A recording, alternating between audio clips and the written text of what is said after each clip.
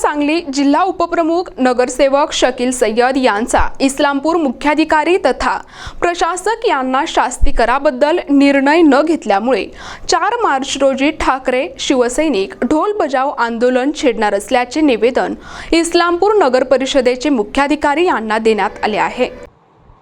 माननीय मुख्याधिकारी साहेब यांना आम्ही जाहीर निवेदन दिलेलं होतं। त्यामध्ये शास्तीकर माफ व्हावा, गुंठेवारीच्या समस्या संपवावी, मूळ नकाशाची अट जी जाचक लागू केलेली आहे ती रद्द करावी, पाणी पुरवठा सुरळीत करावा, त्याचबरोबर या शहरातील जे घाणीचं साम्राज्य लाभलेलं आहे ते नष्ट व्हावं आणि विडीकी कंपनीवर फौजदारी गुन्हा दाखल करावा। गांधी चौकातील एकेरी वाहतूक आहे त्या ठिकाणी दुचाकीसाठी ती खुली करावी। त्याचबरोबर ज्या काही संकलित करामध्ये त्रुटी आहेत त्या बिलामध्ये दुरुस्ती करून बिल द्यावं, अशा मागण्या आम्ही या ठिकाणी पायाभूत सुविधांसाठी केलेल्या होत्या। त्यावेळी मुख्याधिकारी साहेबांनी आम्हाला शब्द दिलेला होता की लवकरच या मागण्या आम्ही पूर्ण करू, तुम्ही फक्त आम्हाला वेळ द्या। त्या अनुषंगाने जवळपास 2 महिने आम्ही त्यांना वेळ दिला।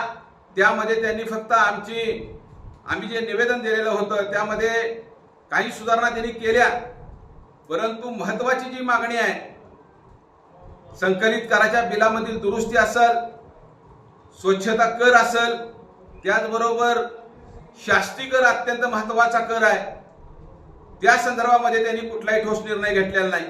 कर हस्तांतर करण्याचा जो कर लावलेला होता 2% तो त्यांनी माफ केला। त्यांनी कोणतीही पुढे ऍक्शन न घेतल्यामुळे पुन्हा आम्ही त्यांना 25/9 रोजी या ठिकाणी बोंबाबोंब आंदोलन केलं, संकलित कराच्या बिलाची होळी केली।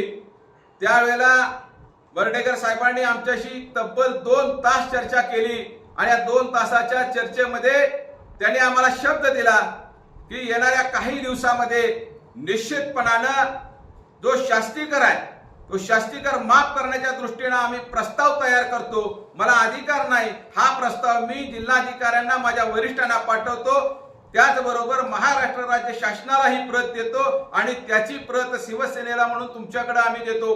परंतु आज अखेर ही प्रत आम्हाला मिळालेली नाही, याचा अर्थ यांनी हा प्रस्ताव शासनालाही पाठवलेला नाही, म्हणजे आमचीही फसवणूक झालेली आहे आणि या शहरातील तब्बल 2000 मालमत्ता धारकांची फसवणूक झालेली आहे। आज जर हे बिल आम्ही 15 तारखेपर्यंत नाही भरलं तर मात्र आम्हाला अपील करता येणार नाही, ही मालमत्ता धारकांची खरी अडचण आहे। आणि म्हणून आज आम्ही निर्णय घेतलेला आहे की यांनी जीआर नुसार जो 18/12/2023 रोजी जीआर जो निघालेला आहे तो जीआर आहे 600 स्क्वेअर फुटापर्यंत कोणत्याही बांधकामाला शास्तीकर लावू नये, हा महाराष्ट्राचा शासनाचा जीआर आहे, तसा आदेश आहे।